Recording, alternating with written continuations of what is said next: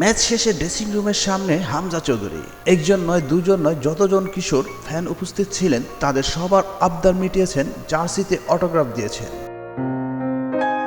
শুধু সেখানেই শেষ হয়নি, হামজার ফ্যান সেনাবাহিনীর সদস্য যিনি ছিলেন তার সেলফির আবদারও মিটিয়েছেন বাংলাদেশের এই তারকা। তবে এ সময় ড্রেসিং রুমের উপরে ছিলেন ফাহমিদুল ইসলাম। হামজার মা বাবা ওঠার সময় সেখানে সাক্ষাৎ হয় তাদের সঙ্গে এবং ফাহমিদুলকে দেখে জড়িয়ে ধরেন হামজার মা। ম্যাচ হারলেও দাপুটে পারফরমেন্সের জন্য বাহবা জানান।